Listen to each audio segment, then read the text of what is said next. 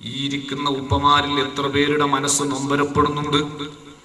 ചെറിയ പ്രായം മുതൽക്ക് അതേ 10 മാസം പള്ളിയിൽ പേറി നടന്ന ഉമ്മ, അതിശക്തമായ നൊമ്പരം സഹിച്ച് പ്രസവിച്ച ഉമ്മ, 2 വർഷക്കാലം മുലപ്പാല് കൊടുത്ത് പോറ്റിയ ഉമ്മ, എത്രയോ ദിനരാത്രങ്ങൾ ആ കുട്ടിക്ക് വേണ്ടി ഉറക്കൊഴിഞ്ഞു ഊണില്ലാതെ ത്യാഗം സഹിച്ച മാതാവ്, ആ കുട്ടിയെ രക്തം നീരാക്കി അധ്വാനിച്ച് സമ്പത്തുണ്ടാക്കി ആ പ്രിയപ്പെട്ട മകന് വളർത്തിക്കൊണ്ടുവന്ന് ആവശ്യമായ അറിവ് കൊടുത്ത് മതപരമായ വിജ്ഞാനവും ഭൗതിക വിജ്ഞാനമൊക്കെ കൊടുത്ത് നല്ലൊരു ഉയർന്ന തസ്തികയിലേക്ക് വളർത്തിക്കൊണ്ടുവന്നു. ആ പ്രിയപ്പെട്ട മകൻ ചില്ലറ കീശയിൽ വരുന്ന സമയത്തിയപ്പോ പ്രായം ചെന്ന ഉപ്പയെ കണ്ടുകൂടാ, പ്രായം ചെന്ന ഉമ്മയെ കണ്ടുകൂടാ. എന്നിട്ടോ ആ മകന് വേണ്ടി ത്യാഗം സഹിച്ച പ്രിയപ്പെട്ട ഉമ്മയും ഉപ്പയും ആരോരും കാണാതെ മൂലയിലിരുന്ന് പൊട്ടിക്കരയുന്ന പടച്ചോനെ, ഞാൻ എങ്ങനെ പോറ്റിയ മകനാണ്, ഞാൻ എത്ര ബുദ്ധിമുട്ട് സഹിച്ച് വളർത്തിയ മകനാണ്. ഇന്നവൻ സുഖത്തിലും സൗകര്യത്തിലും ആയപ്പോ ഈ പാവപ്പെട്ട ഞങ്ങളെ മറന്നുപോയല്ലോ. മോനെ, നിന്റെ ആഖിറം നഷ്ടം തന്നെ, നിന്റെ ഖബർ നിനക്ക് നഷ്ടം തന്നെ, നിന്റെ മഹ്ശറ നിനക്ക് നഷ്ടപ്പെട്ടത് തന്നെ. സംശയം വേണ്ട. നീ എത്ര വലിയ നിസ്കാരക്കാരനായിട്ടെന്താണ്, നീ എത്ര വലിയ നോമ്പുകാരനായിട്ടെന്താണ്, നീ എത്ര വലിയ ദാക്കിറും വലിയ ആലിമുമായിട്ടെന്താ കാര്യം? അകാരണമായി പ്രിയപ്പെട്ട ഉപ്പയുടെയും ഉമ്മയുടെയും വെറുപ്പ് നേടിപ്പോയാൽ നിന്റെ ഇബാദത്ത് പോലും വിലക്കില്ല കേട്ടോ. ഹബീബായ നബി സല്ലല്ലാഹു അലൈഹി വസല്ലമ തങ്ങൾ പഠിപ്പിച്ച സംഭവം ഇമാം നബവി റളിയല്ലാഹു തആല അൻഹു പള്ളി ദർസിലൊക്കെ ഓതുന്ന നാം ഓതുന്ന റിയാദുസ് സ്വാലിഹീനിൽ തന്നെ ഉദ്ധരിച്ചിട്ടില്ലേ? മഹാനായ ജുറൈജ് റളിയല്ലാഹു തആല അൻഹുവിന്റെ സംഭവം. ചില്ലറക്കാരനല്ല, വലിയ മഹാനാണ്, വലിയാണ്. 24 മണിക്കൂറും ഉറക്കൊടിഞ്ഞ് പടച്ച റബ്ബിനെ ഇബാദത്ത് ചെയ്ത മകനാണ്. താൻ ഇബാദത്ത് ചെയ്യാനിരിക്കുന്ന കുന്നിന്റെ താഴെ താമസിക്കുന്ന പ്രിയപ്പെട്ട കിളവിയായ ഉമ്മ എന്തോ ഒരാവശ്യത്തിന് വേണ്ടി 3 പ്രാവശ്യം വിളിച്ചപ്പോ സുന്നത്ത് നിസ്കാരത്തിലായി പോയ ജുറൈജ് റളിയല്ലാഹു അൻഹു ഉമ്മീ വസ്വലാത്തി, ഉമ്മീ വസ്വലാത്തി, ഉമ്മീ വസ്വലാത്തി. ഞാൻ എന്റെ ഉമ്മക്കുള്ള വിളിക്കുത്തരം ചെയ്യണോ, അതല്ല എന്റെ നിസ്കാരം പൂർത്തിയാക്കണോ എന്ന് ചിന്തിച്ച് നിസ്കാരം പൂർത്തിയാക്കി ഉമ്മയെ സമീപിക്കുമ്പോഴേക്ക് മനസ്സ് നൊമ്പരപ്പെട്ട പ്രിയപ്പെട്ട മാതാവ് അങ്ങ് ദുആ ചെയ്തു പോയി, പടച്ചോനെ, ഓനിപ്പം വലിയ വലിയാണ്, ശൈഖാണ്, ഓനപ്പറ്റ ഉമ്മ ഞാനല്ലേ. ഈ കിളവിയായ ഉമ്മ ഈ വീട്ടിൽ ഒറ്റക്കിരുന്നിട്ട് ഞാനല്ല എന്റെ മകനെ വിളിച്ചിട്ടൊന്ന് ഉത്തരം ചെയ്യാൻ പോലും അവന് സന്മനസ്സില്ലെങ്കിൽ അവനെ നീ ഒരു വ്യഭിചാരിയുടെ മുഖം കാണിച്ചിട്ടല്ലാതെ നീ മരിപ്പിക്കല്ലേ അല്ലാ. വേദന വന്ന ഉമ്മ അങ്ങ് ദുആ ചെയ്തപ്പോ അതാ മഹാനവറുകളെ പടച്ച റബ്ബ് പരീക്ഷിച്ചു പോയി. അതുപോലത്തെ അനുഭവം തന്റെ കൺമുമ്പിൽ വന്നുപോയി. പക്ഷേ അവിടുത്തെ ഇബാദത്തിന്റെയും സ്വലാഹിയത്തിന്റെയും കടുപ്പം കൊണ്ട് പിന്നീട് നേടിയ മാതാവിന്റെ തൃപ്തിയുടെ ബർക്കത്ത് കൊണ്ട് ആ പരീക്ഷണത്തിൽ നിന്ന് അവിടുത്തെ കറാമത്തിലൂടെ അല്ലാഹു തആല രക്ഷപ്പെടുത്തി കൊടുക്കുകയും ചെയ്തു. ഞാൻ പറഞ്ഞു വരുന്നത് എന്റെ പ്രിയപ്പെട്ട ചെറുപ്പക്കാരെ, എന്റെ പ്രിയപ്പെട്ട കൊച്ചനുജത്തിമാരെ, ഉമ്മയെയും ഉപ്പയെയും ആദരിക്കണം, ബഹുമാനിക്കണം. അവരോടുള്ള ബന്ധം കടുപ്പപ്പെട്ട ബന്ധമാണ്. ആ ബന്ധം മുറിച്ചു പോയാൽ നീ എത്ര സുഖലോലുപയാണെന്ന് പറഞ്ഞിട്ട് കാര്യമില്ല, പടച്ച റബ്ബ് ശിക്ഷിച്ചേക്കും കേട്ടോ. ഞാൻ എന്റെ കരളിന്റെ കഷ്ടങ്ങളായ ചെറുപ്പക്കാരികളായ സഹോദരിമാരോട് ചോദിക്കട്ടെ, നിങ്ങളുടെ വീട്ടിന്റെ അകത്തളങ്ങളിൽ രോഗശയ്യയിൽ കിടക്കുന്ന പ്രിയപ്പെട്ട ഉമ്മയില്ലേ? ആ ഉമ്മ ഒരു നേരം കിടന്ന കിടപ്പിൽ വെച്ച് മൂത്രമൊഴിക്കേണ്ടുന്ന ഗതി വന്നാൽ, ഒരു നേരം ആ കിടന്ന കിടപ്പിൽ കാഷ്ടിക്കേണ്ടുന്ന ഗതി വന്നാൽ, ആ പ്രിയപ്പെട്ട ഉമ്മ ഈ കാഷ്ടിക്കുകയും മൂത്രിക്കുകയും ചെയ്ത ചട്ടിപ്പാത്രം അത് കൈകൊണ്ട് പിടിച്ചിങ്ങനെ ഒഴിവ് ശുദ്ധിയാക്കാൻ വേണ്ടി പോകുമ്പോ ഇടത്തെ കൈ കൊണ്ട് മൂക്ക് പിടിച്ചു പോയില്ലേ മോനെ?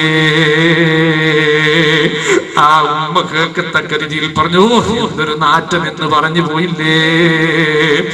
ഏതുമ്മയോടാണ് നീ പറഞ്ഞത്? ഇതേ നീ ചെറിയ കുട്ടിയായ സമയത്ത് ആ ഉമ്മാന്റെ മാറിലൂടെ നീ കാഷ്ടിച്ചു കൊടുത്തിട്ടുണ്ട്. ആ ഉമ്മാടെ മടിത്തട്ടിൽ നീ വിസർജിച്ചു കൊടുത്തിട്ടുണ്ട്. ആ പ്രിയപ്പെട്ട ഉമ്മാടെ കയ്യിൽ നീ വിസർജിച്ചു കൊടുത്തിട്ടുണ്ട്. ആ സമയത്ത് പ്രിയപ്പെട്ട ഉമ്മ മൂക്ക് പിടിച്ചിട്ടില്ല. ആ സമയത്ത് പ്രിയപ്പെട്ട ഉമ്മ നിന്നെ ഏതെങ്കിലും രീതിയിലൊന്ന് അടിച്ച് വേദനിപ്പിച്ചിട്ടില്ല. നിന്നെ ചീത്ത പറഞ്ഞ് പ്രയാസപ്പെടുത്തിയിട്ടില്ല. സ്നേഹത്തോടെ ഒരു ഉമ്മയൊന്നും തന്ന് നിന്നൊരു ഭാഗത്ത് കഴുകി കിടത്തിയിട്ട് ഒരു പ്രയാസവുമില്ലാതെ ആ പ്രിയപ്പെട്ട ഉമ്മ കാഷ്ടങ്ങളൊക്കെ കഴുകി വൃത്തിയാക്കിയില്ലേ? എത്ര കഠിനാധ്വാനം ചെയ്തു. അങ്ങനത്തെ ഉമ്മ നമ്മുടെ മുന്നിൽ ഒരു കുട്ടിയെ പോലെ പ്രായം ചെന്ന് കിളവിയായി ഒന്നുമില്ലാത്തൊരവസ്ഥയിൽ ഇങ്ങനെ കിടക്കുമ്പോ എന്റെ പ്രിയപ്പെട്ട ഉമ്മയാണ്. ആ ഉമ്മക്ക് ഞാൻ എന്റെ ജീവിതത്തിൽ കഴിയുന്ന ഹിദ്മത്ത് ചെയ്തു കൊടുത്താൽ അത് തന്നെ എന്റെ ആഖിറത്തിന്റെ സലാമത്തിന് മതിയെന്ന് മനസ്സിലാക്കി ആ പ്രിയപ്പെട്ട ഉമ്മയോടുള്ള ബന്ധം സ്ഥാപിക്കാൻ, ആ ഉമ്മയോടുള്ള നല്ല സ്നേഹം നിലനിർത്താൻ, ആ ഉമ്മയോടുള്ള ബാധ്യത നിറവേറ്റാൻ നമുക്ക് സാധിക്കണം. പ്രായം ചെന്ന ഉപ്പയുടെ മുഖത്ത് നോക്കി, പ്രായം ചെന്ന ഉമ്മയുടെ മുഖത്ത് നോക്കി കൊരമ്പുന്ന സ്വഭാവം വേണ്ട കേട്ടോ. ഒരു ഭർത്താവിനെ കിട്ടുമ്പോഴേക്ക് ഉമ്മയും വാപ്പയും വേണ്ട എന്ന ചിന്ത മനസ്സിൽ വരണ്ട കേട്ടോ. അപകടത്തിലേക്കാണ് പോക്ക്, അപകടത്തിലേക്കാണ് പോക്ക്, അപകടത്തിലേക്കാണ് പോക്ക്. യജമാനനായ റബ്ബ് നമ്മെ കാത്തുരക്ഷിക്കട്ടെ. അതുകൊണ്ട് ഉമ്മമാരെ ആദരിക്കണം, വാപ്പമാരെ ആദരിക്കണം. ആ ഉമ്മയോടും വാപ്പയോടുമുള്ള ബന്ധത്തെ പറ്റി നാം എപ്പോഴും ബോധവാനായിരിക്കണം. ആ ഉമ്മയോടുള്ള ബന്ധം നാം സ്ഥാപിച്ചിട്ടില്ലെങ്കിൽ, ആ ഉമ്മയോടുള്ള ബാധ്യത ഞാൻ നിറവേറ്റിയിട്ടില്ലെങ്കിൽ അതിലൂടെ എന്റെ ദുനിയാവും ആഖിറവും ഒക്കെ നഷ്ടപ്പെട്ടു പോകുമെന്ന ശക്തമായ ഭീതി നമ്മുടെ കൽവിലുണ്ടാകണം.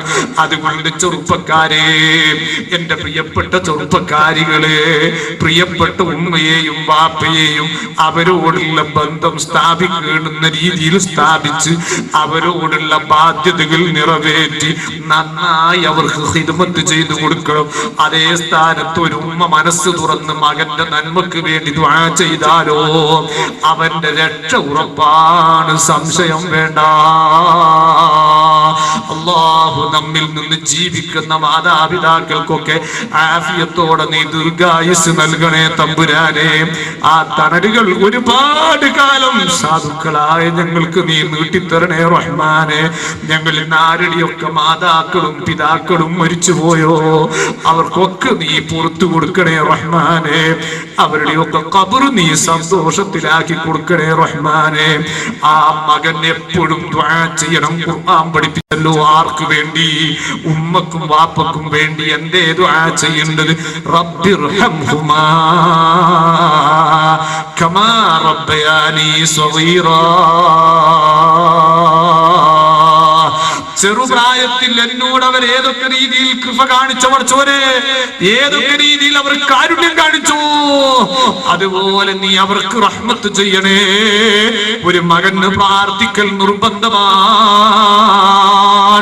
ആ പ്രാർത്ഥന നമ്മൾ എപ്പോഴും നടത്തിക്കൊണ്ടിരിക്കണം. ഖുർആൻ തന്നെ നേരിട്ട് പറഞ്ഞല്ലോ, വലാ തഖുൽ ലഹുമാ ഉഫിൻ വലാ തൽഹർഹുമാ വഖുൽ ലഹുമാ കരീമാ. ഒരു ഉമ്മയോടും വാപ്പയോടും ചേ എന്ന ഒരു വാക്ക് പറയരുത്, അഥവാ അപമര്യാദയോടൊരു സംസാരം നടത്തരുത്. വലാ തൻഹറുഹുമാ, എന്തെങ്കിലും ഒരു കാര്യം പറയുമ്പോൾ അവരോട് കൊരമ്പിയിട്ട് പുരമ്പി പെരുമാറുന്ന അവസ്ഥ ഉണ്ടാകരുത്. വഖുൽ ലഹുമാ ഖൗലൻ കരീമാ, അവരോടെപ്പോഴും നല്ല ബഹുമാനത്തോടെയും വളരെ ആദരവോടെയും മാത്രമേ നിങ്ങൾ പെരുമാറാൻ പാടുള്ളൂ. ആ രീതിയിൽ മാത്രമേ നിങ്ങൾ സംസാരിക്കാൻ പാടുള്ളൂ. ഇത് വിശുദ്ധ ഖുർആൻ നമുക്ക് നൽകിയ നിർദ്ദേശമാണ്. അത് മുഖവിലക്കെടുക്കാൻ നാം തയ്യാറാകണം. അല്ലാഹു സുബ്ഹാനഹു വ തആല കുടുംബ ബന്ധം നിലനിർത്തി, മാതാപിതാക്കളോടുള്ള ബന്ധം നിലനിർത്തി, അതിലൂടെ പുണ്യം നേടുന്ന വിജയികളുടെ കൂട്ടത്തിൽ അല്ലാഹു നമ്മെ എല്ലാവരെയും ഉൾപ്പെടുത്തി അനുഗ്രഹിക്കട്ടെ. ഞാൻ എന്റെ പ്രസംഗം ദീർഘിപ്പിക്കുന്നില്ല, ഞാൻ ചുരുക്കി പറയുന്നു. മാതാവിനോടും പിതാവിനോടുള്ള ബഹുമാനമാണ് ഒന്നാമത്തെ ബന്ധമായി നാം കാണേണ്ടത് കുടുംബ ബന്ധങ്ങളിൽ. അതുപോലെ മാതാവും പിതാവും മക്കളോടും അതുപോലെ സ്നേഹവും ബന്ധവും സ്ഥാപിക്കണം. ആ വിഷയത്തിൽ മാതാപിതാക്കളും പിന്നോട്ടാണ്. മാതാവും പിതാവും ഒക്കെ മക്കളോട് ബന്ധം സ്ഥാപിക്കൽ എങ്ങനെയാണ്?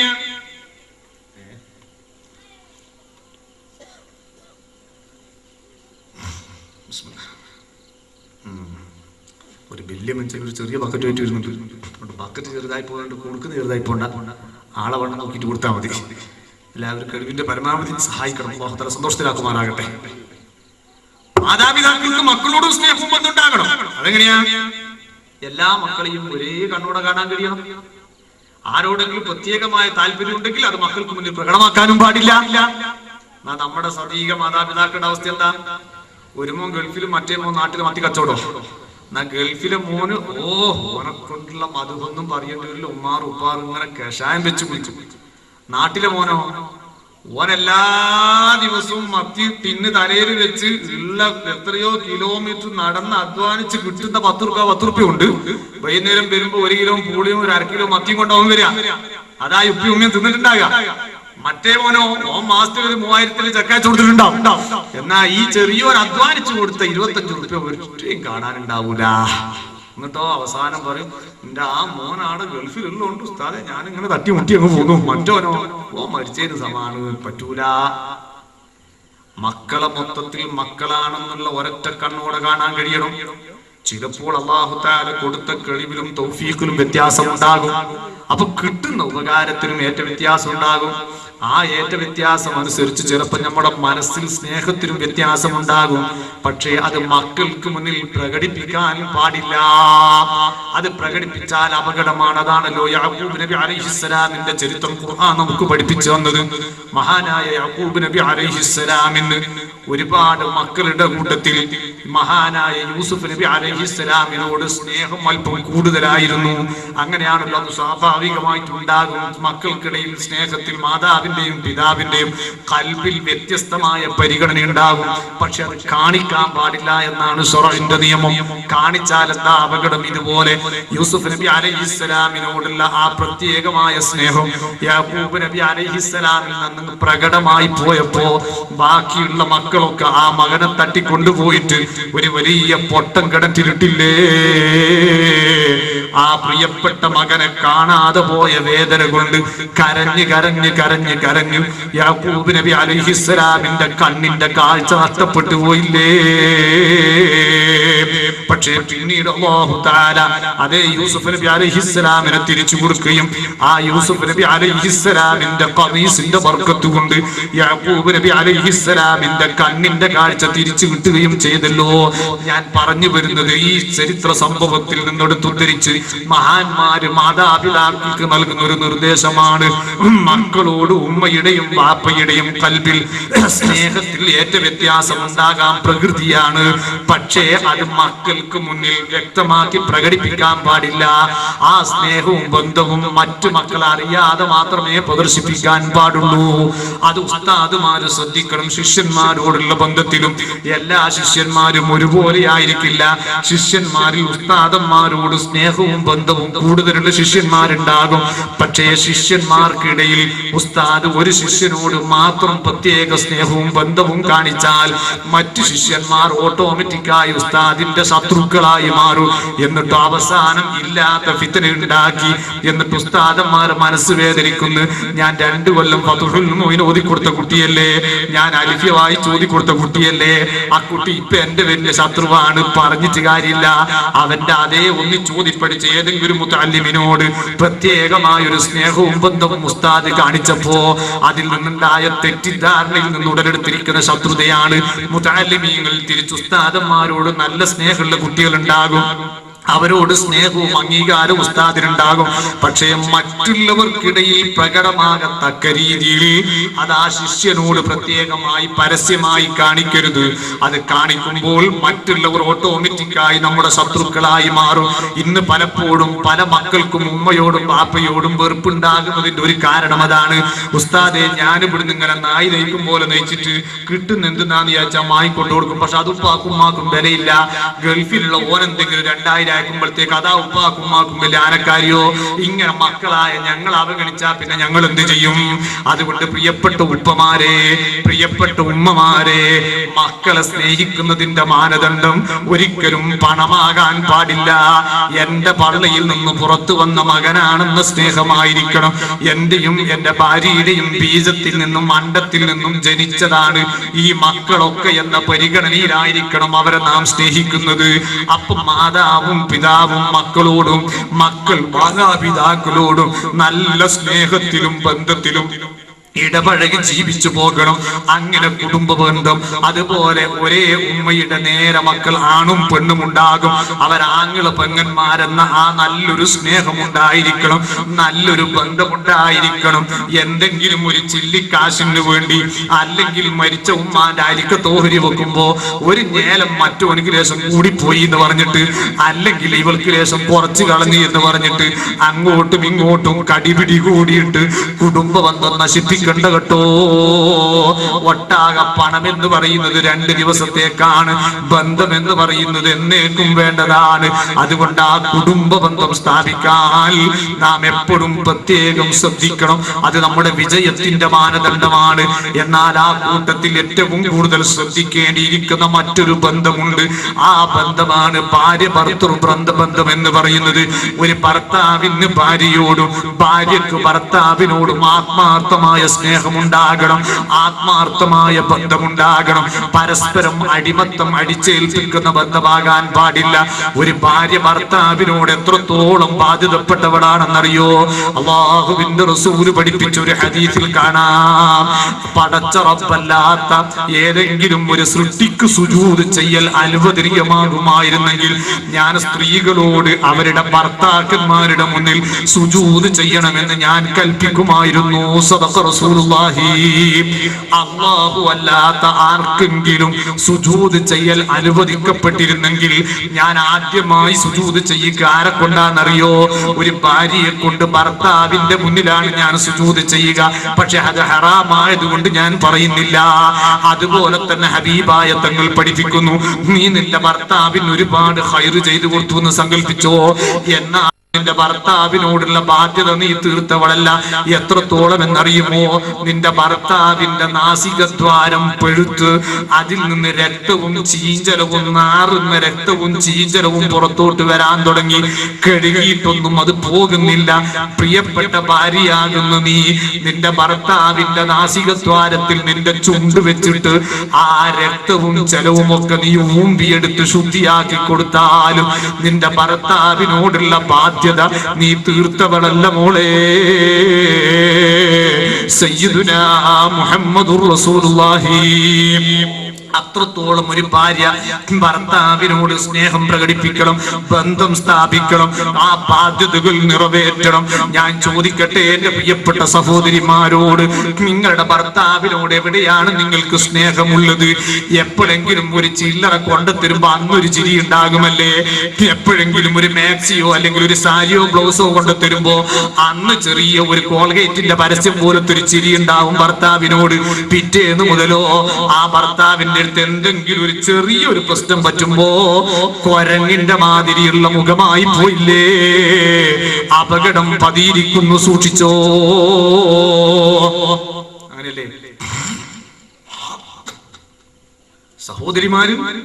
ഹബീബായ തങ്ങൾ പഠിപ്പിക്കുകയാണ്, അല്ലാഹുവിന്റെ റസൂൽ പഠിപ്പിച്ചു, എനിക്ക് ഒരു ദിവസം അല്ലാഹു തആല നരകത്തെ കാണിച്ചു. ഹബീബായ തങ്ങൾ പറയുക, എനിക്ക് അല്ലാഹു തആല ഒരു ദിവസം നരകം കാണിച്ചു തന്നു. ഞാൻ ആ നരകത്തിലേക്ക് നോക്കുന്ന സമയത്ത് ഏറ്റവും കൂടുതൽ എനിക്ക് കാണാൻ സാധിച്ചത് സ്ത്രീകളെയാണെന്ന് ഖാല റസൂലുള്ളാഹി. സ്ത്രീകളെയാണ് എനിക്ക് നരകത്തിൽ കാണാൻ കഴിഞ്ഞത്.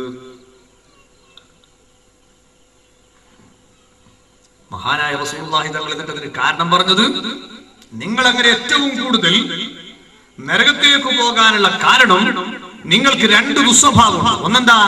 തുക്സിർനൽ ലഅന വതക്ഫുർനൽ അശീർ. രണ്ട് സ്വഭാവം. ഒന്ന്, ശാപം വർദ്ധിപ്പിക്കുന്നവരാണ്. തൽക്കാലം ഞാൻ ബാഗ് പറയുന്നത് കഴിഞ്ഞവരെ കോളിച്ചാലുള്ള സ്ത്രീകളെ പറ്റിയല്ല, വേറെ ഏതെങ്കിലും പെണ്ണുങ്ങളെ പറ്റിയാന്ന് വിചാരിച്ചോളി. ഇന്നത്തെ ബാഗ് കഴിഞ്ഞിട്ട് ഞാൻ പോയ നിങ്ങളെ പറ്റിയ പറഞ്ഞെന്ന് വിചാരിച്ച വലിയ വിരോധമൊന്നുമില്ല. കാരണം തൽക്കാലം എല്ലാവരും രക്ഷപ്പെടല്ലേ. ബാക്കുസ്താദ് കടത്തിലായി പോകും, ഉസ്താദന്മാരുടെ പടി പിടിച്ചു, സലാത്ത് വർഷം വെള്ളത്തിലായി പോയാലേ. പൈസന്റെ കാര്യത്തിൽ എന്തായാലും മുഹമ്മദിലാരി തന്നെയാണ് നമ്മുടെ സഹോദരിമാരാണ്. ആണുങ്ങളെ കീശയെന്ന് എന്തെങ്കിലും ഒരു 10 റുപ്യ കളാണ്ടെങ്കിൽ അങ്ങനെ പച്ചവാദം പിടിച്ചോണ്ട് കൈ വരും പോലെ അങ്ങനെ വിറച്ചോണ്ടേ കൊടുക്കുന്ന കാര്യത്തിൽ മുമ്പന്തിലാരൻ ഉണ്ടാകും നമ്മുടെ സഹോദരിമാർക്ക്. ഏതൊക്കെ ഉസ്താദന്മാർക്ക് ഒരു ഗ്ലാസ് വെള്ളം കൊടുക്കണമെന്ന് വെച്ചാൽ അത് നമ്മളെ സഹോദരിമാരെന്നെ വേണം. നിങ്ങളുടെ വെറുപ്പ് കൊണ്ട് പറയല്ല, നിങ്ങൾ സൂക്ഷിക്കാൻ വേണ്ടി പറയാം. അല്ലാഹുവിന്റെ റസൂൽ പഠിപ്പിക്കുന്നു, നിങ്ങൾ നരകത്തിൽ ഏറ്റവും കൂടുതലായി കാണിക്കപ്പെടാനുണ്ടായ കാര്യം രണ്ടെണ്ണം. ഒന്ന്, ശാപത്തെ അധികരിപ്പിക്കുന്ന ഒരു സ്വഭാവം ഉണ്ട് നിങ്ങൾക്ക്. ശാപം അധികരിപ്പിക്കുക. കണ്ടില്ലേ, ചെറിയ മോന് ഒരു ചെറിയ തലവേദന ഒന്നും മുപ്പുറത്തെ കാര്യം, എന്നാൽ എന്തെങ്കിലും ഒരു വികൃതി കളിച്ചാൽ നിന്റെ ഹലാക്കിന്റെ കളിയാണ് ഒന്നാമത്തെ പറച്ചൽ. ഇല്ലേ, നിന്റെ ഹലാക്കിന്റെ കളിയാണ്. വീട്ടിന്റെ കൊലായൊക്കെ നല്ല വൃത്തിയിൽ ഡെറ്റോളൊക്കെ ഇട്ട് തുടച്ച് പൊടിയൊക്കെ മാറ്റി ഒക്കെ അങ്ങനെ തുടച്ച് വൃത്തിയാക്കി വെച്ചപ്പോ കോഴി കയറിയിട്ടൊന്നും നല്ല മൂപ്പർക്കുണ്ടോ കക്കൂസ് പോയിട്ട് കാഷ്ടിക്കണം അവസരം പഠിച്ചു. മൂപ്പര് കയറി എടുത്ത് അങ്ങോട്ട് കാഷ്ടിച്ചു. ഇത് കണ്ടപ്പോ തന്നെ എന്റെ ഹലാക്കിന്റെ കൊടുത്തൊരു ശാപം കോഴിക്ക്. ഇങ്ങനെ ചെറിയ ചെറിയ പ്രശ്നങ്ങൾക്ക് വേണ്ടി ദുഷിച്ച ശാപത്തിന്റെ പദങ്ങൾ ഉപയോഗിക്കുന്ന ഒരു ദുസ്വഭാവം നിങ്ങളിലുണ്ട്. അത് നിങ്ങൾ നരകത്തിലേക്ക് അധികമായി കടക്കാനുള്ള കാരണമായിരിക്കുന്നു. സദഖ റസൂലുള്ളാഹി. അപ്പൊ ആ ശാപത്തിന്റെ പ്രയോഗം ഒരിക്കലും നമുക്കുണ്ടാകരുത്. ആ ദുസ്വഭാവത്തെ നാം ഒഴിവാക്കണം. നീ നശിച്ചു പോട്ടെ, ചലാകത്തിൽ പോട്ടെ, അങ്ങനെ ഉണ്ടല്ലോ. ഈ രീതിയിലുള്ള ശാപവാക്കുകൾ ഒരിക്കലും ഒരു മുഅ്മിനായ മനുഷ്യന്റെ നാവിന്ന് വരാൻ പാടില്ല. രണ്ടാമത്തെ നിങ്ങളുടെ സ്വഭാവം എന്താണ്? ഭർത്താക്കന്മാരെ നിഷേധിക്കുന്നവരാണ്. ഈ ഹദീസ്, ഈ വാക്കിന് മഹാന്മാരായ ഹദീസ് പണ്ഡിതന്മാർ രണ്ടർത്ഥം കൊടുത്തത് കാണാം. ഭർത്താക്കന്മാരെ നിഷേധിക്കുക എന്ന് പറഞ്ഞാൽ ഒരർത്ഥം സ്വന്തം ഭർത്താവിനെ പറ്റി എന്റെ ഭർത്താവല്ല എന്ന് പറയുക. കോളേജ് പഠിക്കുന്ന സമയത്ത് ഒരു കോളേജ് കുമാരി ഒരു കോളേജ് കുമാരനുമായിട്ടൊരു ബന്ധമുണ്ടായി. ഉമ്മയും ഉപ്പിയൊന്നും അറിയില്ല. അങ്ങനെ ഇവക്ക് എപ്പോഴും ഓനിക്ക് എപ്പോ ഇവള് ഇങ്ങനെ വിചാരിച്ച് നടക്കുക. അതിന്റെ ഇടയില ഉപ്പയും ഉമ്മയും വേറെ പുതിയാപ്പിളിനെ കണ്ടൊരിയാൻ അങ്ങനെ സംഭവിച്ചത്തുക്ക വാങ്കാഹത്തുക്കാന്നും പറഞ്ഞ് കെട്ടിച്ചങ്ങ് വിട്ടു. പക്ഷേ 36 കൽവിൽ ജീവിക്കുന്ന പുതിയാപ്പിളേതാ നേരത്തെ ഒന്ന് കണക്കൂട്ടിയൊന്നുണ്ട്. ഒരു സുപ്രഭാതത്തിൽ ആ ചെറുപ്പക്കാരന്റെ കൂടെ ഇറങ്ങിപ്പോയി. രണ്ടുപേരെയും അറസ്റ്റ് ചെയ്ത് കോടതിയിൽ കൊണ്ടുവന്ന് ഹാജരാക്കുന്നു. ആ ജഡ്ജിയുടെ മുഖത്ത് നോക്കിക്കൊണ്ട് ഇത് നിന്റെ ഭർത്താവല്ലേ എന്ന് ചോദിക്കുമ്പോ ജഡ്ജിയുടെ മുന്നിൽ വെച്ചുകൊണ്ട് സ്വന്തം ഭർത്താവിനെ പറ്റി ഭാര്യ പറയുന്നു, എന്റെ ഭർത്താവല്ല. സ്വന്തം ഭർത്താവിനെ പറ്റി ഭർത്താവല്ലെന്ന് പറയുന്ന നിഷേധത്തിന്റെ വാക്യം നരകത്തിലേക്കുള്ള പോക്കിന്റെ കാരണമാണ്. രണ്ടാമത്തത് തക്ഫുർനൽ അശീർ, ഭർത്താക്കന്മാര് ചെയ്തു തന്ന ഉപകാരത്തെ നിഷേധിക്കുന്നവരാണ്. ഭർത്താവിൽ നിന്ന് ലഭിച്ച ഉപകാരത്തെ നിഷേധിക്കുക. ഉദാഹരണത്തിന്, ഇന്ന് വേദനം കഴിഞ്ഞ് പോയി കടന്നുറങ്ങുമ്പോ ഭാര്യക്ക് വേണ്ടുന്ന എല്ലാ സഹായം ചെയ്തു കൊടുക്കുന്ന ഉസ്താദ് പറയും, നിങ്ങൾ കേട്ടിട്ടില്ലേ, നിങ്ങൾ കണ്ടില്ലേ, ഞാൻ ഇട്ട ഈ കുപ്പായ എത്ര കൊല്ലായി ഇത് വാങ്ങി തന്നിട്ട് നാളെ വരുമ്പോൾ നല്ലൊരു മാക്സി കൊണ്ട് തരണേനാ. അങ്ങനെ ഈ സാധു അങ്ങനെ ഉറങ്ങാൻ കിടന്നപ്പോൾ മുലിയാറുള്ള ശാപം തേച്ചിട്ട് ഹലാക്കിന്റെ മുലിയാർ എന്തിനായി പിന്നെ വന്ന് വേദം അറിഞ്ഞുവിട്ടത്, നാളെ ഇപ്പൊ ചെലവാക്കണല്ലോ 150 ഇങ്ങനെ ഇടങ്ങാറൊക്കെ വിചാരിച്ച് പിറ്റേന്ന് രാവിലെ പോയി ഇങ്ങനെ അങ്ങാടിയിലൊക്കെ തെണ്ടി തിരിഞ്ഞുള്ള അതാപുള്ള എല്ലാ ത്യാഗവും സഹിച്ച് പണിയെടുത്ത് തിരിച്ചു വരുമ്പോൾ കിട്ടി 200 റുപ്യയിൽ ബസ്സിൽ കയറാൻ നോക്കുമ്പോൾ ഓർമ്മ വന്ന പടച്ചോനെ പെണ്ണുങ്ങൾ ഒരു ഡ്രസ്സിന് പറഞ്ഞിട്ടുണ്ടല്ലോ. അങ്ങനെ വേഗം ഒന്ന് ബസ്സിൽ നിന്ന് ഇറങ്ങി കൂടി അടുത്ത ഷാപ്പിൽ കയറിയിട്ടൊരു നൈറ്റി വാങ്ങി ഒരു മാക്സി വാങ്ങി കയ്യിൽ പിടിച്ചു. പുരയിലെത്തുമ്പോ നമ്മുടെ സഹോദരിമാരുടെ കണ്ണ് കുറുക്കൻ ചത്താനും കണ്ട് കോഴിക്കുട്ടിൽ എന്ന് പറഞ്ഞ മാതിരി 36 കണ്ണ് തേച്ച് ഇങ്ങനെ ഭർത്താവിന്റെ കൈമല കെട്ട് കാണുന്നുണ്ടോ ഇല്ലേ, കെട്ട് കണ്ടാ ഒരു ചെറിയ ആശ്വാസം. വന്ന് കയറിയ ഉടൻ ഒരു ഭാര്യ ഭർത്താവിനോട് ചെയ്യുന്ന മര്യാദ എന്താ? സയ്യിദത്തുനാ ഫാത്തിമ ബിബി റളിയല്ലാഹു തആല അൻഹയൊക്കെ തന്റെ ഭർത്താവാകുന്ന അലി ഇബ്നു അബീ ത്വാലിബ് റളിയല്ലാഹു അൻഹു വീട്ടിൽ വന്നാൽ ആദ്യം ചെയ്യുന്നത് സലാം പറഞ്ഞ് കയറ്റി റൂമിൽ കൊണ്ടുപോയി ഇരുത്തും. എന്നിട്ട് കുടിക്കാനുള്ള വെള്ളം കൊണ്ടുപോയി കൊടുത്ത് ആശ്വാസത്തിന്റെ 2 വാക്ക് പറഞ്ഞിട്ട് വേറെ വിഷയത്തിന്റെ ചർച്ചക്ക് ഉണ്ടാവുള്ളൂ. അതാണ് ഒരു ഭാര്യ ഭർത്താവിനോട് കാണിക്കേണ്ട മര്യാദ. ഇതാവൊന്നും ഉണ്ടാവില്ല. ഏരിയ പാട് എങ്ങനെയെങ്കിലും ആ കെട്ടിങ് പിടിച്ചേറ്റി അന്ന് പൊളിച്ചിങ്ങനെ നോക്കാം, വലിയ ഹാപ്പിയിലാ പൊളിക്കുന്നുണ്ടാകാം. നോക്കുമ്പോ ഇതിന്റെ കളറ് ലേശം മങ്ങി ഇഷ്ടപ്പെട്ടിട്ടുണ്ടാവില്ല. മുഖത്തൊക്കെ ഒരു കളർ മാറി. മാക്സിന്റെ കളർ ലേശം മങ്ങിയതിന് 36 കളർ വന്നങ്ങ് മങ്ങി. എന്നിട്ട് അതോടെ പറ്റിയില്ലേ, എന്ത് പറ്റാ നിങ്ങള് മുസീബത്ത് ഖിയാമത്ത് വരെ നിങ്ങൾക്ക് ഇങ്ങനത്തെ ഒന്നാന്നൊന്നും കിട്ടൂല. ഇതുവരെ നിങ്ങൾക്ക് ഒരു മര്യാദക്കുള്ള നോട്ടം തരാൻ കഴിഞ്ഞു ഓണം. അതിന്റെ നേരെ മുമ്പത്തെ ആഴ്ച കല്യാണത്തിന് പോകാൻ തിളങ്ങുന്ന സാരി ഒക്കെ കൊണ്ടുകൊടുത്തിട്ടുണ്ടാവും അല്ലേ? പക്ഷേ ഒരൊറ്റ ഡ്രസ് അങ്ങോട്ട് മോശമായപ്പോ അതുവരെ ആ വിഷയത്തിൽ ചെയ്തു കൊടുത്ത മുഴുവൻ ഉപകാരത്തെയും ഒറ്റയടിക്കൽ നിഷേധിച്ചു കളഞ്ഞു. ഭർത്താക്കന്മാര് ചെയ്തു തന്ന ഉപകാരത്തോട് നിഷേധാത്മകമായ സമീപനം അംഗീകരിക്കുന്ന ശൈലി, അത് നിങ്ങളുടെ നരകത്തിലേക്കുള്ള പോക്കിന്റെ സബബാണെന്ന് സയ്യിദുനാ മുഹമ്മദുർ റസൂലുള്ളാഹി. ഭർത്താവിനോട് എപ്പോഴും നന്ദിയുള്ള മനസ്സാണ്. ഭർത്താവ് ചെയ്തു തന്ന ഉപകാരത്തിന് എപ്പോഴും നന്ദി വേണം. ആ ഭർത്താവിനോട് ഞാൻ കടപ്പെട്ടവളാണെന്നുള്ള ബോധം വേണം. എന്നാൽ ഇതെല്ലാം പറഞ്ഞുകൊണ്ട് ഒരിക്കലും ഒരു ഭർത്താവ് ഭാര്യ അടിമയാണെന്ന് ചിത്രീകരിച്ചു പോകരുത്. ആ ഭാര്യയോട് നീ നല്ല സ്നേഹത്തോടെ പെരുമാറണം. ആ ഭാര്യയോട് നീ ഒരിക്കലും പീഡനത്തിന്റെ ഭാഷയിൽ സംസാരിക്കരുത്. ആ ഭാര്യയെ നീ അകാരണമായി മർദ്ദിക്കുകയോ പ്രയാസപ്പെടുത്തുകയോ ചെയ്യരുത്. അവർക്ക് ആവശ്യമായിരിക്കുന്ന വസ്ത്രവും ഭക്ഷണവും നീ കൃത്യമായി നൽകണം. എന്തിനേറെ എന്ന് ചോദിച്ചാൽ നിന്റെ സ്വന്തം മകന് മുലപ്പാല് കൊടുക്കാനുള്ള ആധികാരികമായ ബാധ്യത പോലും നിന്റെ ഭാര്യക്കല്ല, ഭർത്താവാകുന്ന നിനക്കാണ്. അഥവാ ആ കുട്ടിക്ക് മുലപ്പാല് കൊടുക്കുന്നതിന് വേണ്ടി നിന്റെ ഭാര്യ നിന്നിൽ നിന്ന് കൂലി ആവശ്യപ്പെട്ടാൽ ഉപ്പയാകുന്ന നീ ആ ഭാര്യക്ക് കൂലി കൊടുത്തെങ്കിലും ആ കുട്ടിക്ക് മുല കൊടുപ്പിച്ചിരിക്കണം. അത് നിന്റെ കർത്തവ്യത്തിൽപ്പെട്ടതാണെന്ന് മുഹമ്മദുർ റസൂലുള്ളാഹി സ്വല്ലല്ലാഹു അലൈഹി വസല്ലം തങ്ങൾ പഠിപ്പിച്ച ഇസ്ലാമിക ശരീഅത്ത് നമ്മെ പഠിപ്പിക്കുകയാണ്. അപ്പൊ ഒരു ഭാര്യയോട് എപ്പോഴും നല്ല സമീപനം, അവളോട് എപ്പോഴും സ്നേഹത്തോടെ പെരുമാറുക, അങ്ങോട്ടും ഇങ്ങോട്ടും ചെയ്യുന്ന ഉപകാരം പരസ്പരം മനസ്സ് തൃപ്തിപ്പെട്ടുകൊണ്ടാകുക. നമ്മളങ്ങനെയല്ല. നമ്മളിപ്പം ഒരേ പെണ്ണുങ്ങൾ എന്ന് പറഞ്ഞാൽ നമ്മൾ അടിമയാ. രാവിലെ എണീച്ചു ബ്രഷ് ചെയ്തിങ്ങനെ വരുമ്പോഴേക്ക് നല്ല ഉഗ്രൻ ചായ മധുരട്ടിട്ട് ഇങ്ങനെ ടേബിൾ മേലെ എത്തിയിരിക്കണം. ഇല്ലെങ്കിൽ സുബ്ഹാനല്ലാഹ് അന്നത്തെ ദിവസം പുരയിലും ബദ്റും ഉഹുദും ഖന്തഖൊക്കെ ഒന്നായിട്ടാണ് ഉണ്ടാകുക അല്ലേ? ചിലപ്പോ ഓഫീസിൽ വല്ല ഡ്യൂട്ടിക്കൊക്കെ പോകുന്ന ഭർത്താവാണെങ്കിലോ കുളിച്ചിങ്ങോട്ട് ഇറങ്ങുമ്പോഴത്തേക്ക് ഡ്രസ്സൊക്കെ ഇസ്തിരിയിട്ട് പൂട്ടി വെച്ചിട്ടില്ലെങ്കിൽ കൊടുക്കും വിസ്മയും കൂട്ടി മോന്ത കിട്ടുന്നുണ്ട് അല്ലേ? എന്താ ഒരേ ആ കൈയുടെ ബർക്കത്ത് നഷ്ടപ്പെട്ടു പോകും. നീ ഒരിക്കലും നിനക്ക് ഭാര്യ ചെയ്തു തരേണ്ടിയിരിക്കുന്ന ഉപകാരം അവകാശമായിട്ട് കാണരുത്, നിന്റെ അധികാരമായിട്ട് കാണരുത്. നിന്റെ ഭാര്യയുടെ ഔദാര്യമായിട്ട് മാത്രമേ നീ കാണാൻ പാടുള്ളൂ. നീ പരസ്പരം അങ്ങോട്ടും ഇങ്ങോട്ടും സഹായിച്ചു കൊടുക്കണം. ഹബീബായ തങ്ങളും അവിടുത്തെ പത്നിമാരും തമ്മിലുള്ള ബന്ധം ആ രീതിയിലായിരുന്നു.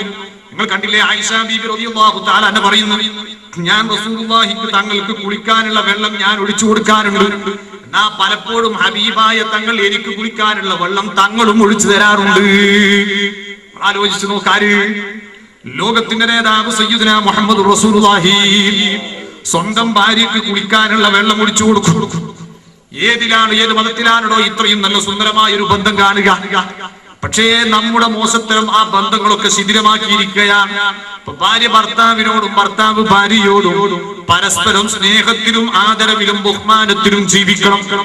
ആ നല്ല ബന്ധം എപ്പോഴും നല്ല രീതിയിൽ സ്ഥാപിക്കണം. അങ്ങനെ ഭാര്യയും ഭർത്താവും സന്തോഷത്തിൽ ജീവിക്കുന്നവരാണെങ്കിൽ അവരുടെ മക്കളും അതേ രീതിയിൽ തന്നെ സന്തോഷത്തോടെ വളരും.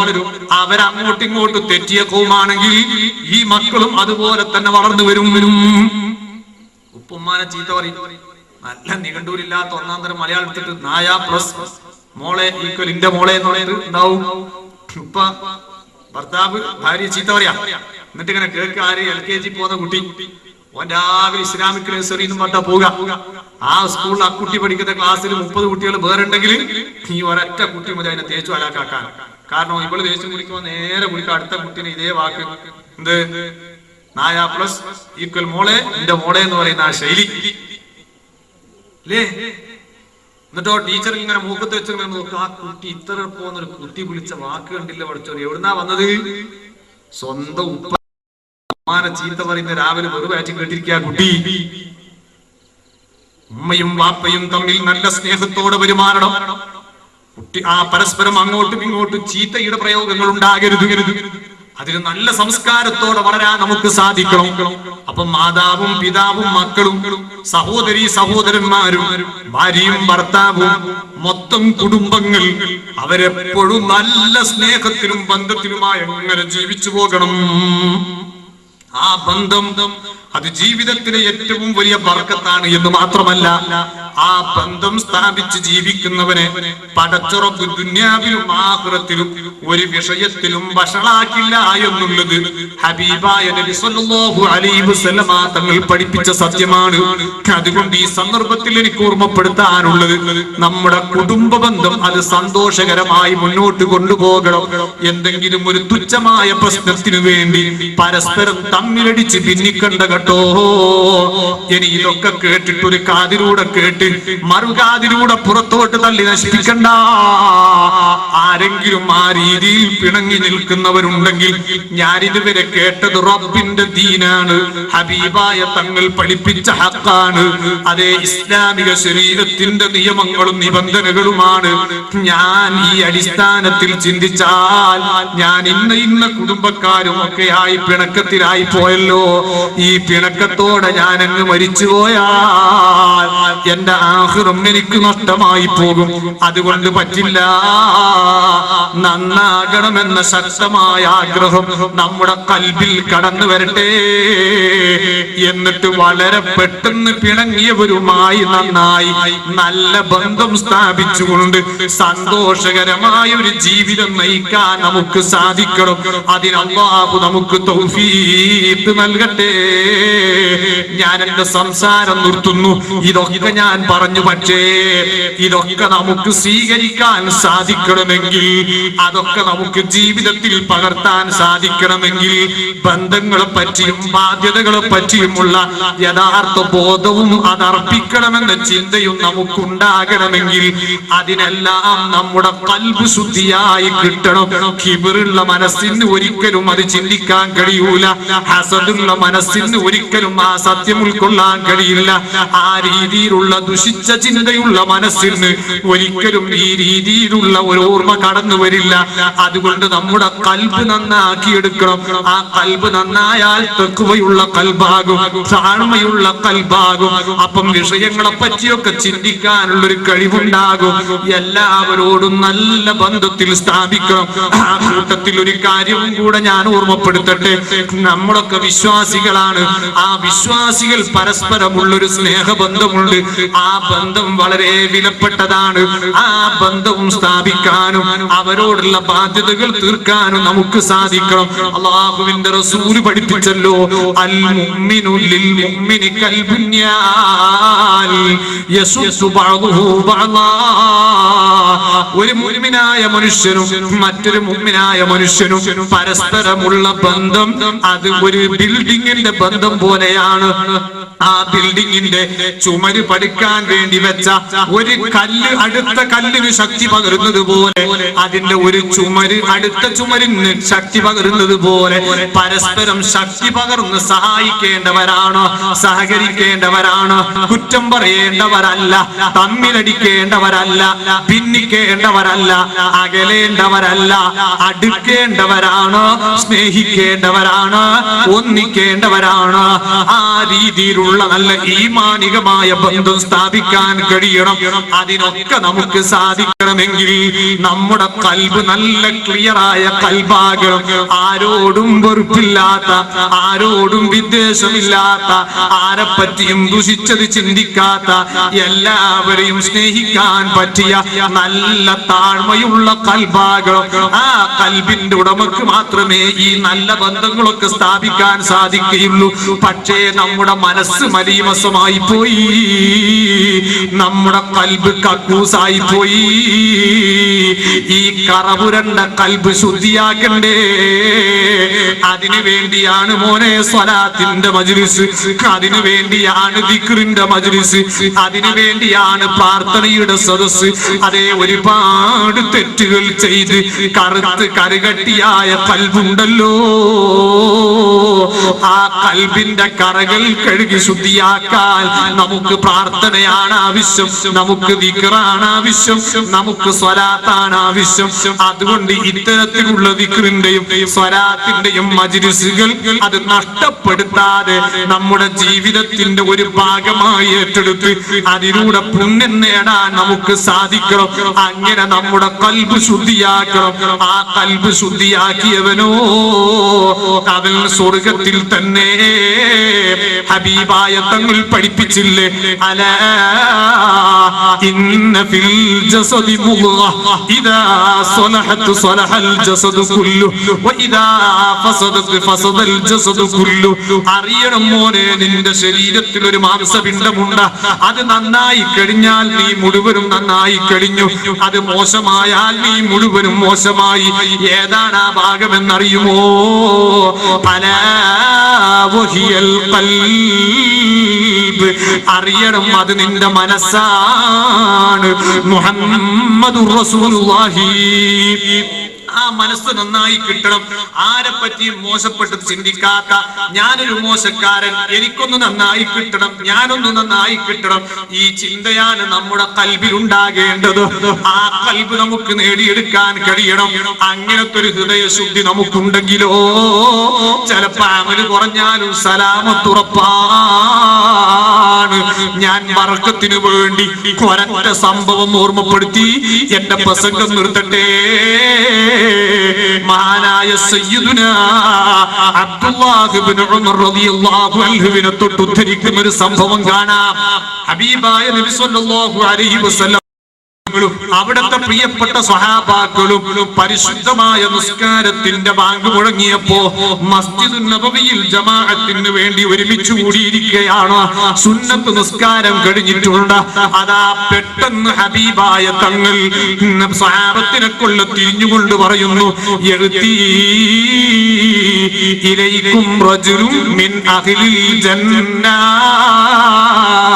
സ്വർഗാവകാശിയായൊരു മനുഷ്യൻ നിങ്ങളിലേക്ക് കടന്നു വരുന്നു. മഹാന്മാരായ സ്വഹാബത്ത് കണ്ണും നട്ടിരിക്കുന്നു. ആരാണ് ആ വരുന്ന ഭാഗ്യശാലി?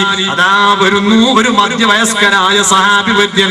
പതുക്കെ താഴ്മയോടെ നടന്നു വന്ന് മസ്ജിദുൻ നബവിയുടെ പുറത്ത് തന്റെ പഴയ ചെരുപ്പൊന്ന് അഴിച്ചു വെച്ച് സാവധാനത്തിൽ പള്ളിയിൽ കയറി ചിട്ടയോടെ സുന്നത്ത് നിസ്കരിച്ച് അതാ സ്വഹാബത്തിന്റെ മധ്യത്തിലിരിക്കുന്നു.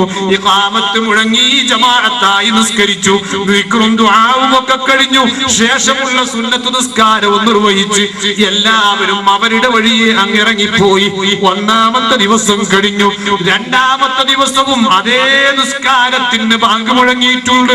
ഹബീബായ തങ്ങളും സ്വഹാബത്തും മസ്ജിദുൻ നബവിയിൽ ഒരുമിച്ച് കൂടിയിട്ടുണ്ട്. പെട്ടെന്ന് റസൂലുള്ളാഹി രണ്ടാമത്തെ ദിവസവും പറയുന്നു, ഇലൈക്കും റജുലുൻ മിൻ അഹ്ലിൽ ജന്ന. സ്വർഗാവകാശിയായ ഒരു മനുഷ്യനിതാ കടന്നു വരുന്നു. അന്നത്തെ ദിവസവും വരുന്നു ഈ മനുഷ്യൻ തന്നെ. അന്നത്തെ ദിവസവും കഴിഞ്ഞു. മൂന്നാമത്തെ ദിവസവും അതേ നിസ്കാരത്തിന് വേണ്ടി ഒരുമിച്ച് കൂടിയ അതേ ടൈമിൽ അല്ലാഹുവിന്റെ റസൂൽ പറയുന്നു, ഇലൈക്കും റജുലുൻ മിൻ അഹ്ലിൽ ജന്ന. സ്വർഗാവകാശിയായ ഒരു മനുഷ്യനിതാ വരുന്നു. മൂന്നാമത്തെ ദിവസവും കടന്നു വരുന്നു ഈ മധ്യവയസ്കനായ സ്വഹാബി തന്നെ. സ്വഹാബാക്കളെ ഓർപ്പിച്ചു, അദ്ദേഹം വലിയൊരു മഹാഭാഗ്യവാൻ, അൽഹംദുലില്ലാഹ്, സ്വർഗാവകാശി തന്നെ. പക്ഷേ കൂട്ടത്തിൽ കൂടിയ സ്വഹാബാക്കളിൽ പ്രഗൽഭൻ മഹാനായ മുത്തബിഉസ് സുന്ന സയ്യിദുനാ അബ്ദുല്ലാഹ് ഇബ്നു ഉമർ റളിയല്ലാഹു അൻഹു. മഹാനവറുകൾ ആലോചിക്കുന്നു, അദ്ദേഹം സ്വർഗത്തിലാണെന്ന് ഏതായാലും ഉറപ്പായി. അത് കേട്ട് സന്തോഷിച്ചാ മാത്രം പോരല്ലോ, അദ്ദേഹത്തെ പറ്റി അങ്ങനെ റസൂലുള്ള പറയാനുള്ള പ്രത്യേകമായ കാരണം എന്താണെന്ന് കണ്ടെത്തി അത് സാധുവായി എനിക്ക് എന്റെ ജീവിതത്തിൽ പകർത്തി ഈ വിനീതനായ അബ്ദുള്ളയും ആ സ്വർഗാവകാശികളിൽ പെടണ്ടേ. അതുകൊണ്ട് അതൊന്ന് കണ്ടെത്തണം. മൂന്നാമത്തെ ദിവസം നിസ്കാരം കഴിഞ്ഞു ഈ മധ്യവയസ്കനായ സ്വഹാബി വര്യൻ ഇറങ്ങിപ്പോകുമ്പോ പിന്നാലെ പോകുന്നു അബ്ദുല്ലാഹ് ഇബ്നു ഉമർ റളിയല്ലാഹു അൻഹു. അടുത്ത് ചെന്ന് അസ്സലാമു അലൈക്കും സലാം പറയുന്നു. ആ മഹാനവറുകൾ സലാം മടക്കുന്നു.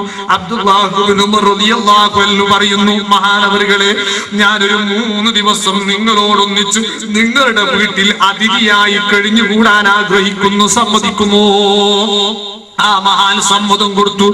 ഞാൻ ചുരുക്കി പറയട്ടെ, മഹാനായ അബ്ദുല്ലാഹ് ഇബ്നു ഉമർ റളിയല്ലാഹു അൻഹു പറയുന്നു, ഒന്നാമത്തെ ദിവസം അന്നത്തെ രാത്രിയിൽ ഞങ്ങൾ രണ്ടുപേരും ഒന്നിച്ച് ഭക്ഷണം കഴിച്ച് ഒരേ സ്ഥലത്ത് ഒരേ സമയത്ത് കിടന്നുറങ്ങുന്നു.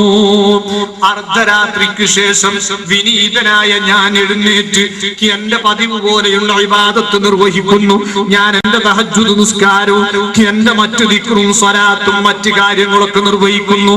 റസൂലുള്ള സ്വർഗാവകാശി എന്ന് പറഞ്ഞ മനുഷ്യനോ അതാ കൂർക്കം വലിച്ച് കിടന്നുറങ്ങുന്നു.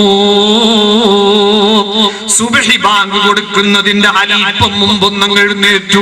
എന്നിട്ട് തഹജ്ജുദ് നിസ്കരിച്ച് എന്തൊക്കെയോ അദ്ദേഹത്തിന് ഇബാദത്തും ചെയ്ത് നിസ്കാരം കഴിഞ്ഞു ദിക്റും ദുആവും പതിവിലുള്ള ഇബാദത്ത് കഴിഞ്ഞ് എല്ലാവരും അങ്ങ് പോയി. ഹബീബായ തങ്ങൾ പഠിപ്പിച്ചതല്ലേ, അതുകൊണ്ട് എനിക്കതിന്റെ പ്രത്യേകത കണ്ടെത്താൻ കഴിഞ്ഞിട്ടില്ല എന്നേ ഉള്ളൂ. ഇനി നേരിട്ട് ചോദിച്ചു പഠിക്കലല്ലാതെ നിർവാഹമില്ല. മൂന്നാമത്തെ ദിവസം ഞാൻ ആ മഹാനുഭാവന്റെ അടുത്ത് നിന്ന് ചോദിച്ചു, മഹാനവറുകളെ, 3 ദിവസം ഞാൻ നിങ്ങളോടൊന്നിച്ച് അതിഥിയായി കഴിഞ്ഞുകൂടിയല്ലോ, അതെന്തിനാണെന്ന് നിങ്ങൾക്ക് മനസ്സിലായോ? ആ മഹാൻ പറഞ്ഞു, ഇല്ല. അബ്ദുല്ലാഹ് ഇബ്നു ഉമർ റളിയല്ലാഹു അൻഹു പറയുന്നു, മറ്റൊന്നുമല്ല, ഈ കഴിഞ്ഞ 3 ദിവസത്തിന്റെ നേരെ മുമ്പുള്ള 3 ദിവസം ഒരേ നിസ്കാരത്തിന് വേണ്ടി ഞങ്ങൾ ഒരുമിച്ച് കൂടിയപ്പോ തുടർച്ചയായി അല്ലാഹുവിന്റെ റസൂൽ 3 ദിവസവും ഒരു പ്രവചനം നടത്തി. യഅ്തി ഇലൈക്കും റജുലുൻ മിൻ അഹ്ലിൽ ജന്ന, സ്വർഗ്ഗാവകാശിയായ ഒരു മനുഷ്യൻ നിങ്ങളിലേക്ക് വരുന്നു എന്നതായിരുന്നു ആ പ്രവചനം. അതിന്റെ ശേഷം 3 ദിവസവും കടന്നു വന്നത് നിങ്ങൾ തന്നെ. അതുകൊണ്ട് നിങ്ങൾ സ്വർഗാവകാശിയാണെന്ന് ഞങ്ങൾ ഉറപ്പിച്ചിട്ടുണ്ട്. പക്ഷേ നിങ്ങളിലുള്ള ആ പ്രത്യേകത എന്താണെന്ന് കണ്ടെത്താൻ വേണ്ടിയാണ് വിനീതനായ ഞാൻ 3 ദിവസം നിങ്ങളോടൊന്നിച്ച് അതിഥിയായി കഴിഞ്ഞുകൂടിയത്. പക്ഷേ എനിക്കത് കണ്ടുപിടിക്കാൻ കഴിഞ്ഞിട്ടില്ല കേട്ടോ. അതുകൊണ്ട് സാധുവായ അബ്ദുള്ള, അങ്ങയോട് വളരെ താഴ്മയോട് അപേക്ഷിക്കുന്നു, ആ പ്രത്യേകത എന്താണെന്ന് ഈ സാധുവായ അബ്ദുള്ളക്കൊന്ന് പറഞ്ഞു തരണം. ആ നല്ലൊരു സ്വഭാവം എന്റെ ജീവിതത്തിൽ ഞാനും പകർത്തി ഈ വിനീതനായ അബ്ദുള്ളയും ഒന്ന് സ്വർഗാവകാശികളിൽ പെടട്ടെ. ആ മധ്യവയസ്കനായ സ്വഹാബി വര്യന്റെ കണ്ണിൽ വെള്ളം നിറയുന്നു. മഹാൻ പറയുന്നു, അബ്ദുല്ലാഹ് ഇബ്നു ഉമർ എന്നവരെ, സാധുവായി എനിക്ക് നിങ്ങളെപ്പോലെ കുറെ ഇബാദത്തിന്റെ കണക്ക് പറയാനില്ല, കുറെ ഇൽമിന്റെ കണക്ക് പറയാനില്ല. എന്നെ പറ്റി ഹബീബായ തങ്ങൾ അങ്ങനെ പറഞ്ഞു കിട്ടിയെങ്കിൽ അൽഹംദുലില്ലാഹ്. എനിക്കൊരു വലിയ പ്രത്യേകമായ അമലൊന്നും എടുത്തു പറയാനില്ല. അബ്ദുല്ലാഹ് ഇബ്നു ഉമർ റളിയല്ലാഹു അൻഹു സമ്മതിക്കുന്നില്ല. പൊട്ടി കരഞ്ഞുകൊണ്ട് പറയുന്നു, മഹാനവറുകളെ, ആ പ്രത്യേകമായ ഒരു സ്വഭാവം നിങ്ങളിൽ എന്താണുള്ളതെന്ന് വിനീതനായി എനിക്കൊന്ന് പറഞ്ഞു തരണം. ആ സമയത്ത് ഈ മധ്യവയസ്കനായ സ്വഹാബി വര്യൻ കുലുങ്ങി പൊട്ടി കരഞ്ഞുകൊണ്ട് പറയുന്നു, ഓ അബ്ദുല്ലാഹ്, സാധുവായി എനിക്ക് കുറെ ഇൽമിന്റെയോ കുറെ വലിയ അമലിന്റെയോ ഒന്നും കണക്ക് പറയാറില്ല.